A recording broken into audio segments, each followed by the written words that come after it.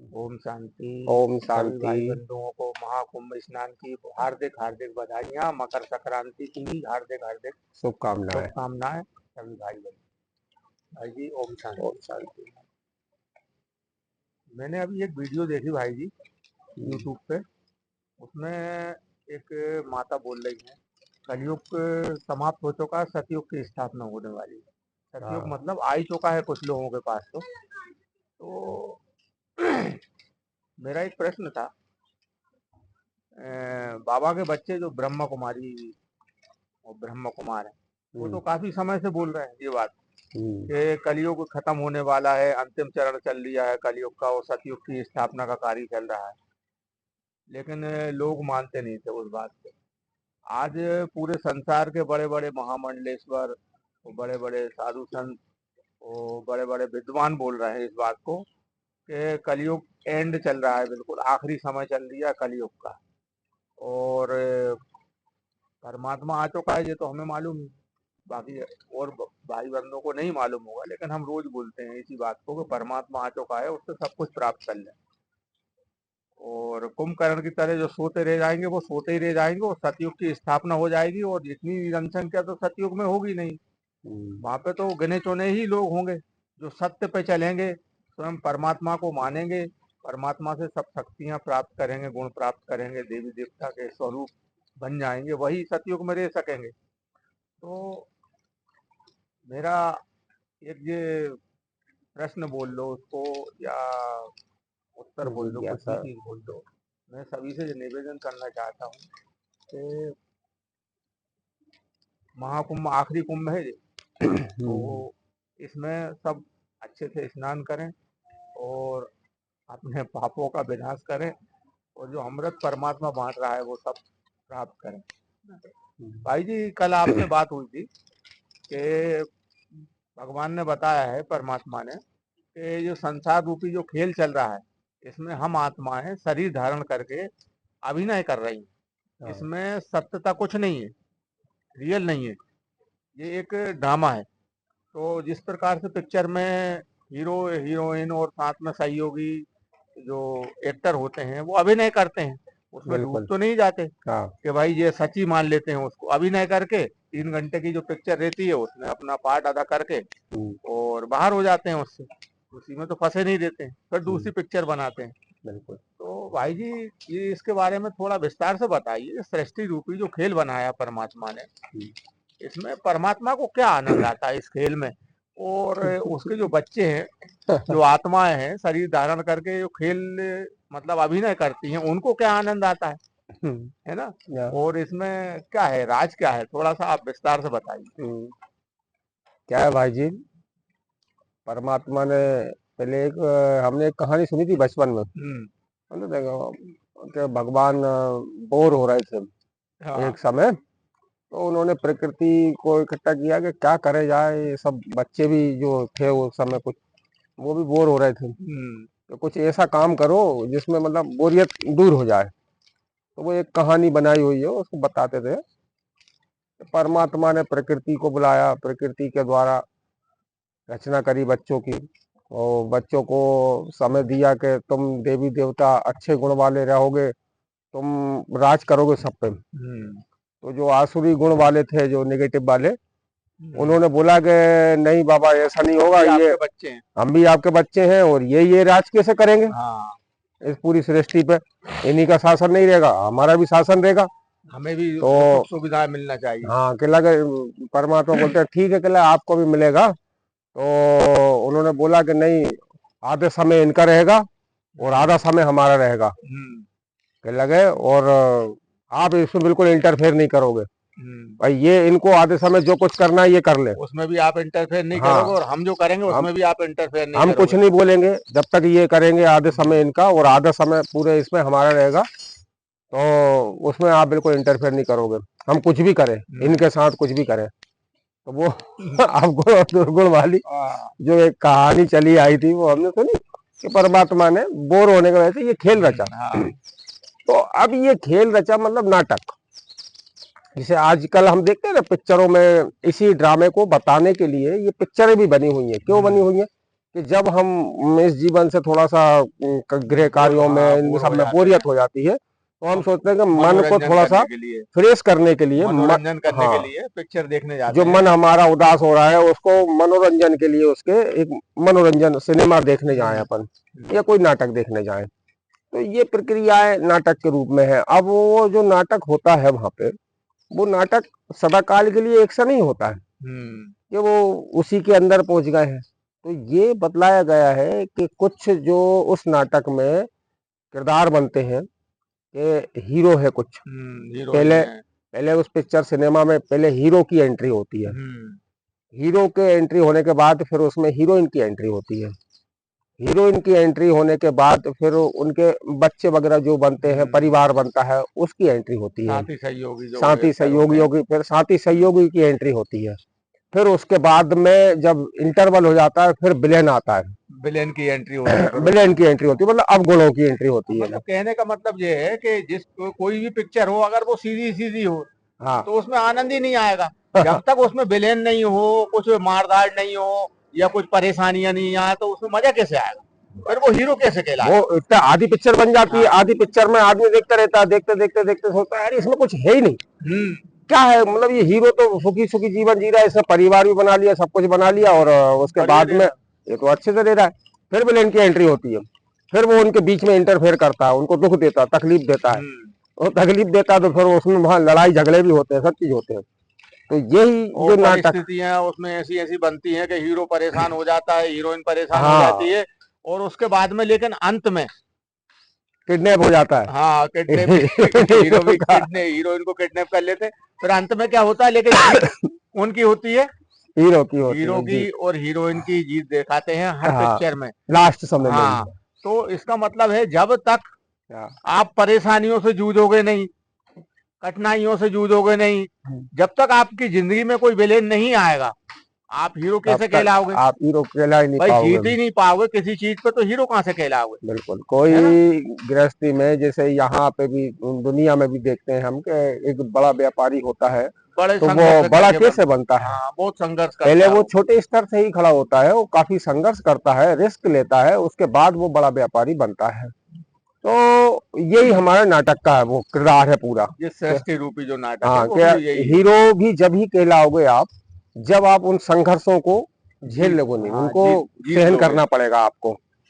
तो ये जो पूरा ड्रामा का कार्यकाल परमात्मा ने रचा इसको, क्योंकि रचयिता तो वही है, परमात्मा वही है, हाँ, परमात्मा शिव बाबा जो है वो डायरेक्टर है।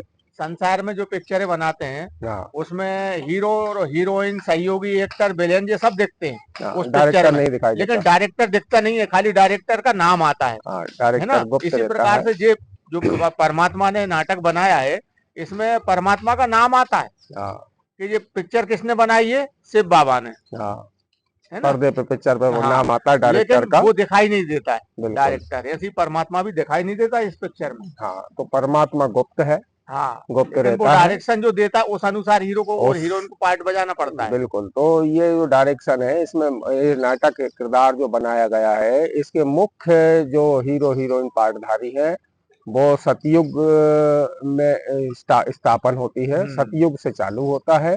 तो वहाँ वह मुख्य हीरो हीरोइन जो रहते हैं लक्ष्मी नारायण के रूप में किरदार अभिनय करते हैं।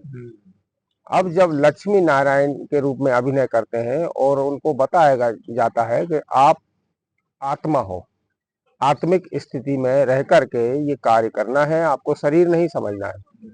शरीर समझेंगे तो उसमें क्या है, विकारों की उत्पत्ति होती है। शरीर मतलब ड्रेस, हाँ, शरीर जो वस्त्र आपका है, उसमें अगर आप उसमें उसी के अंदर मिक्स हो जाओगे, शरीर समझने लगोगे, तो फिर आत्मा नहीं समझोगे। तो ऐसे लक्ष्मी नारायण और राम सीता, ये किरदार ये जो रहते हैं, इनको बोला गया है शास्त्रों में कि ब्रह्मा का दिन और ब्रह्मा की रात। तो ब्रह्मा का जो दिन होता है वो दिन होता है सतयुग और त्रेता, क्योंकि जो ब्रह्मा के बारे में भी बतलाएंगे अभी, और जो रात होती है वो होता है द्वापर और कलयुग। आपने देखा होगा ना, दिन जब भोर समय होती है, दिन होता है 12 के बाद, दिन का समय अच्छे चलता है। तो जब वो दिन होता है तो दिन में कोई भी हर कार्य करता है, व्यक्ति, थकान नहीं होती है उसमें, दिन में हर कार्य करता है, एक एनर्जी रहती है उसके अंदर। हाँ, एनर्जी रहती है, भरपूर रहती है, आत्मिक स्थिति में रहता है, आत्मा की जो बैटरी रहती है वो फुल चार्ज रहती है, तो फुल चार्ज के हिसाब से कार्य करती है वो बैटरी हमारी। तो सतयुग त्रेता तक मतलब जो बैटरी रहती है हाँ, आत्मा रूपी, वो चार्ज रहती है, तो उसमें कार्य भी अच्छे होते हैं, एनर्जी रहती है। बिल्कुल, क्योंकि हम आत्मा समझ रहे हैं उस समय, बैटरी समझ रहे हैं हम अपने आप को कि फुल चार्ज है। उसके बाद में जैसे इंटरवल होता है, हाँ, इंटरवल होने के बाद फिर रात हो जाती है, मतलब रात नहीं होती, शाम शुरू हो शाम, जाती है। मतलब द्वापर को शाम माना गया है, शाम मतलब 12 बजे, जो 6 बजे से लेकर 12 बजे तक का समय रहता है, उसमें भी थोड़ी बहुत एनर्जी रहती है और चलता रहता है। हाँ, और फिर उसके बाद में जब कलयुग का समय आता है तो घोर रात हो जाती है, हो जाता मतलब 12 बजे के बाद। हाँ, घोर रात्रि कहलाती है वो। तो घोर रात्रि में हम क्या करते हैं, सोते हैं। निद्रा हर व्यक्ति को आती है, निद्रा ऐसी आती है कि उस समय मतलब अगर चोर चोरी करके भी ले जाए तो भी हमको पता नहीं चलता कि क्या हुआ। तो ये वही निद्रा है जिसको शास्त्रों में बताया गया है कि कुंभकर्ण की नींद। कुंभकर्ण क्या होता है, आपने सुना होगा, 6 मास के लिए उसको वरदान मिला था कि 6 मास के लिए सोएगा, 6 मास जगेगा। तो 6 मास जगना मतलब जो सतयुग और त्रेता है वो 6 मास जागृत रहती है। हाँ, दिन का समय है तो वो उसमें जागृत रहती है आत्मा। और जो रात्रि का समय रहता है द्वापर और कलयुग, इसमें वो सो जाता है। कुंभकर्ण नींद में सो गया मनुष्य। अब कैसे सो गया, क्योंकि जब हमको द्वापर से शरीर का भान हुआ, हमने शरीर भी समझा अपने आप को, तो द्वापर में कुछ कुछ समय हमें आत्मा का भान रहता है और शरीर का भान नहीं रहता उतना, हम इसको वस्त्र ही समझते हैं। और कलयुग के बाद जब सो जाते हैं तो ऐसा लगता है कि ये शरीर थक गया है, शरीर ही समझते हैं, आत्मा को ध्यान ही नहीं रहता, भूल जाते हैं। ये आत्मा नहीं समझते हैं, अपने आप को शरीर समझ के कार्य करने लगते हैं। तो ये जब हम सो जाते हैं, वो इस समय पे ही जो भी शरीर के द्वारा गलत कार्य होते हैं, वो इन कार्यों का जो उल्लेख होता है ना, वो रात्रि, घोर रात्रि के समय ही होता है। अब वो घोर रात्रि के समय पे जब ये समय चलता है तो हमारे द्वारा इनको पाप कर्म बोला गया है कि ये जो विकार है ये पाप कर्म है। तो ये कलयुग में इनकी तीव्रता बढ़ती है, इन विकारों की तीव्रता बढ़ती है। उसके कारण हमारी जो आत्मिक स्थिति रहती है वो कमजोर हो जाती है और बैटरी हमारी कमजोर हो जाती है। तो व्यर्थ की बातें, चिंतन, दूसरे का पर चिंतन करना है, विकारों में जाना है, ये सब के वजह से हमारी बैटरी डाउन हो जाती है। तो परमात्मा ने जो पिक्चर बनाई है, इंटरवल के बाद मतलब इसमें मार धाड़ शुरू हो जाती है, विलेन की एंट्री हो जाती है, आपका कहने का मतलब ये है द्वापर और कलयुग में। बिल्कुल। अब जब आखिरी में जो क्लाइमैक्स का सीन चलता है उसमें कि कभी हीरो को या हीरोइन को किडनैप कर लेगा, वो बांध देगा, पिक्चरों में देखा होगा आप सबने, बांध देगा और वो उस पे कहेगा कि अब तुम मेरे बंधक बन गए हो, है। और फिर थोड़ी देर बाद उसका हीरो का कोई सहयोगी आएगा, वो उसको छुड़ा लेगा, है ना। तो ये आखिरी का जो क्लाइमैक्स का सीन है वो अभी ये संगम युग है। बिल्कुल, वो ये संगम युग कभी भारी हो जाता है विलेन, कभी भारी हो जाता है हीरो। हाँ, वही है ना। इसको भी समझने के लिए आप 2-3 प्रकार से समझ सकते हैं, क्योंकि ये बाबा ने बताया है कि ये जो 100 वर्ष का संगम युग चलता है, ये छोटा सा लीप युग है, इसको हम संगम युग बोलते हैं। और दुनिया की भाषा में अगर समझे कि 12 महीने में जो एक महीना आता है पुरुषोत्तम का महीना, जिसको हम बोलते हैं पुरुषोत्तम का महीना, उस महीने में जो माताएं रहती हैं हमारे गृहस्थ में, वो व्रत करती हैं और नहाना धोना ये सब पुण्य का कार्य करती हैं कि ये पुण्य का महीना है। अब पुण्य का महीना कैसा का मतलब हमको वो पुण्य कार्य परमात्मा बताता है कि आपको उसके हिसाब से इस समय में हमको परमात्मा के हिसाब से कार्य करना है। परमात्मा बोलता है कि आप आत्मा हो, शरीर नहीं हो, शरीर के द्वारा जो विकार रूपी काम आप कर चुके हो उनको समाप्त करो और उन शरीर में नहीं आपको उलझना है, आपको आत्मा समझना है। दूसरी चीज, ये समय आपको कैसे समझ में आए कि आपने आपके जीवन में घड़ी का कांटा देखा है? हाँ। कि जब 10:10 होते हैं, 10 बजने में जब 10 मिनट होते हैं, सेम चीज मतलब 10 बजने में 10 मिनट, ये संख्या है, आगे बढ़ जाती है, समय रहता है 10 बजने में 10 मिनट। बोलने में एक ही चीज आएगी ना, 10 बजने में 10 मिनट। तब सुई के उसके घड़ी के कांटे बरोबर पे होते हैं, एक के ऊपर एक होते हैं। अब आपके पास 10 मिनट का समय बचा हुआ है, मतलब ये संगम युग जो 5000 वर्ष में 100 वर्ष का समय है, उसी आधार पे आपको 10:10 में आपको अलर्ट किया गया है कि ये संगम युग आ गया है। अब सिर्फ आपके पास 10 मिनट बचे हुए हैं। इस 10 मिनट के बाद ये सुई के कांटे एक के ऊपर एक जब आएंगे, जब 12 बजेंगे, 12 बजे के बाद फिर पूरा काल चक्र जो दिन का रहता है वो चालू हो जाता है। तो ऐसे ही ये 10 मिनट मतलब 100 वर्ष का जो संगम युग मिला है आपको परमात्मा के रूप में, इसमें आप अपने कार्यों को सुधार लें। आपके जो पुण्य आपने पाप कर्म करे हैं उनको बंद करें और पुण्य कर्म करना चालू करें। परमात्मा ने जो मत दी है, श्री मत जिसको बोलते हैं, उस मत के अनुसार चलना चालू करें।